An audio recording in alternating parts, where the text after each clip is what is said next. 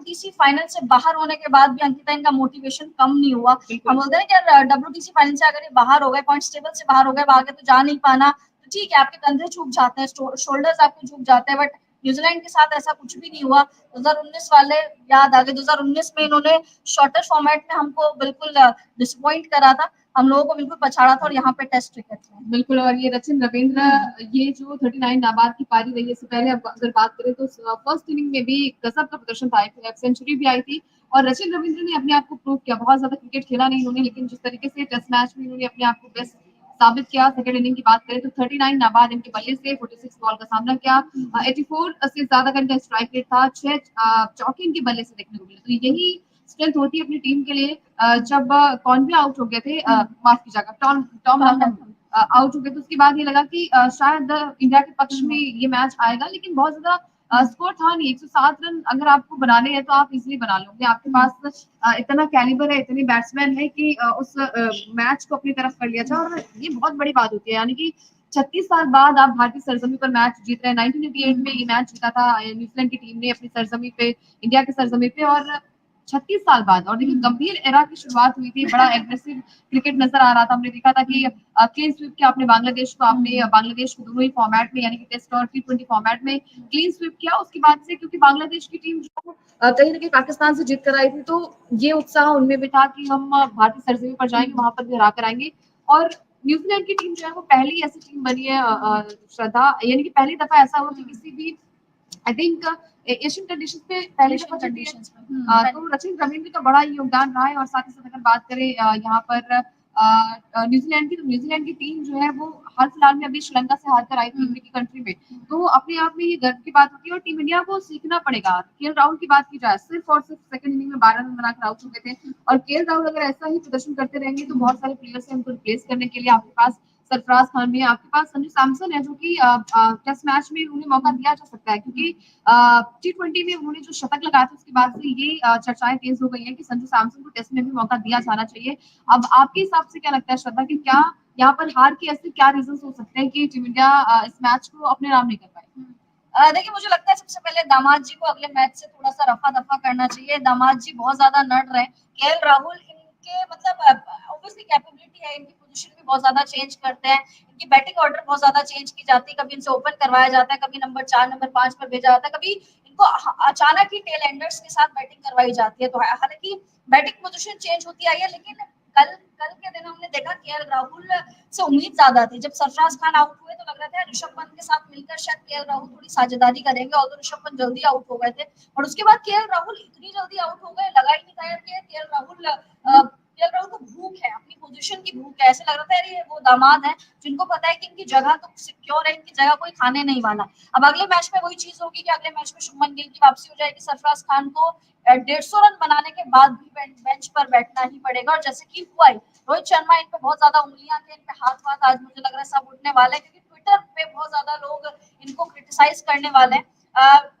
भले ही कैसी भी थ्रू आउट द कप्तानी रही हो, थ्रू आउट द मैच इनकी कप्तानी रही हो, बट आज इन पे काफी ज्यादा सवाल उठेंगे।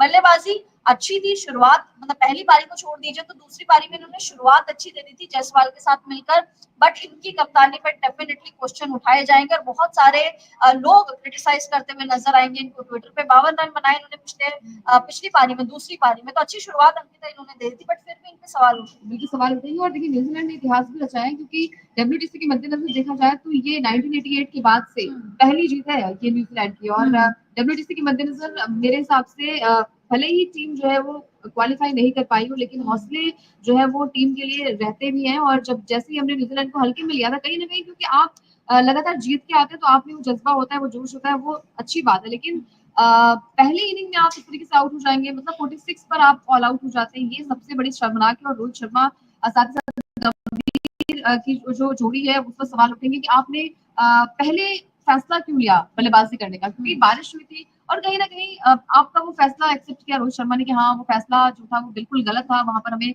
बल्लेबाजी हमें लगी कि सपाट पिच है और वहां पर हम अच्छी बल्लेबाजी कर सकेंगे। लेकिन क्या आपके हिसाब से लगता है कि ये जिम्मेदारी का कारण सिर्फ बल्लेबाजी है, क्या गेंदबाजों को ये रन बचाने नहीं चाहिए? बिल्कुल, देखिए डेफिनेटली अंकिता इससे हम बात भी कर रहे थे, इवन मैच से पहले भी हम लोग ये बात कर रहे थे कि गेंदबाजी ने भी उतना अच्छा खासा दमखम नहीं दिखाया। अगर आप बुमराह को छोड़ दिया जाए, तो बुमराह ने ऑल्दो ब्रेक थ्रू दिलवाया, आज की शुरुआत की ब्रेक थ्रू जो है बुमराह ने ही दिलवाया था, जब टॉम रैथम को आउट किया था, कप्तान को आउट किया था। But apart from that Jadeja ने कुछ नहीं किया, इस बार अश्विन जडेजा की जोड़ी ने कुछ नहीं किया। और जब भी आप लोग जानते हैं कि जब भी अश्विन जडेजा की जोड़ी चलती है तब तब हम लोग मैचेस जीतते हैं। अश्विन जडेजा एक साथ मिलकर हो ना हो 2 पारियों में कम से कम 10 से 12 विकेट चटकाते ही चटकाते, चाहे आप बॉर्डर गावस्कर ट्रॉफी 2023 की बात कर लीजिए, 22 की बात कर लीजिए। अगर इन दोनों जोड़ी को मतलब मिला दिया जाए और ये विकेट्स निकाले तो हम काफी अच्छे मैचेस हम लोग जीत के आए हैं, बट इस बार इनको भी विकेट्स नहीं मिले। बुमराह कब तक अकेले ही मतलब करते रहेंगे काम, जैसे आज भी 2 विकेट्स बुमराह ने दिलवाए। अदरवाइज सिराज थोड़ा सा बोझ बनते जा रहे हैं, मुझे लग रहा है सिराज की आज ना वो टच नजर आई, ना उनकी लाइन लेंथ नजर आई गेंदबाजी में, ऐसा लग रहा था बहुत ज्यादा अनकंफर्टेबल है सिराज। और वो नजर आ रहा था, उनका ऑन फील्ड नजर आ रहा था, क्योंकि गेंदबाजी कर ही नहीं पा रहे थे, पढ़ ही नहीं पा रहे थे बेसिकली गेंद को कि किस तरीके से मैंने डालनी है। और like Siraj Siraj I think बहुत ज्यादा मतलब लगभग 1 साल हो गए, एशिया कप 2023 में हमने वो श्रीलंका के साथ ओडीआई जो मैच हुआ था वहां पर ही एक सिराज जो होता है मियां भाई, हाँ मियां भाई वो नजर आए थे। उसके बाद से सिराज जो है वो पता नहीं कहाँ गुम हो गया। वर्ल्ड कप में भी 2023 वाले वर्ल्ड कप में भी कुछ प्रदर्शन नहीं था और इस मैच में भी हमने देखा कि कुछ खास प्रदर्शन नहीं था। तो मतलब लगातार जो है आपके पास और भी खिलाड़ी हैं अच्छा प्रदर्शन करने के लिए, तो अगर आप इसी तरीके से प्रदर्शन करते रहेंगे तो दिक्कतें हो जाएंगी आप। बिल्कुल, बहुत ज्यादा दिक्कतें हो जाएंगी।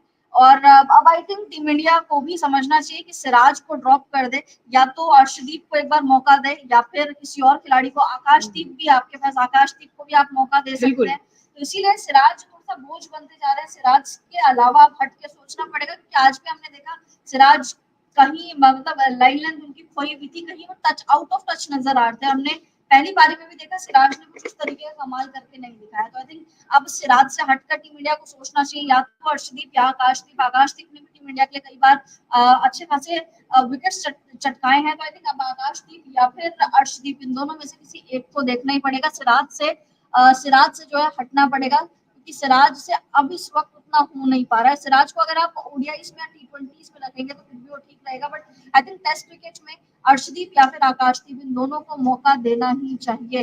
बट स्पिनर्स का अगर हम बात करें तो स्पिनर्स ने अच्छा खासा काम अपना किया है, और उस तरीके से उनका भी प्रदर्शन देखने को नहीं मिला हमें।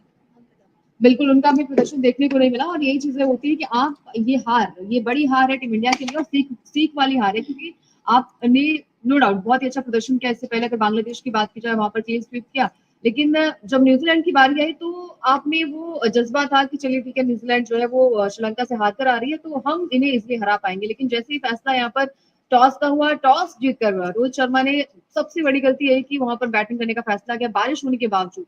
तो ये फैसला जो है पहले से ही लग रहा था कि आप 46 पर ऑल आउट हो जाते हैं। उसके बाद हालांकि सेकंड इनिंग की बात की जाए तो वहां पर सरफराज खान और ऋषभ पंत ने बहुत ही अच्छी पार्टनरशिप जो उनकी थी, 177 रन की पार्टनरशिप थी। वहीं पंत की बात की जाए तो 99 रन इन्होंने बनाए। सरफराज खान की बात की जाए तो उन्होंने भी एक शतकीय पारी खेली, तो वो स्टार्ट काफी अच्छा मिल गया था। लेकिन इस पारी को बड़ी पारी में तब्दील करने में कहीं ना कहीं जो बात होती है केएल राहुल की, वो बार बार बोझ बनते जा रहे हैं। पहले मैच में भी हमने देखा कि डबल डिजिट का आंकड़ा पार किया था, लेकिन एक बड़ी पारी नहीं कन्वर्ट कर पाए थे उस मैच में। तो अब दिक्कतें टीम इंडिया के लिए बढ़ जाएंगी, लेकिन उम्मीद यही है कि टीम इंडिया जो है अगले मैच में कम बैक करे। जो अगला मैच खेला जाएगा वो बड़ा इंपॉर्टेंट हो जाएगा, क्योंकि अगर वहां से आप हारे तो आप सब कुछ हार जाएंगे।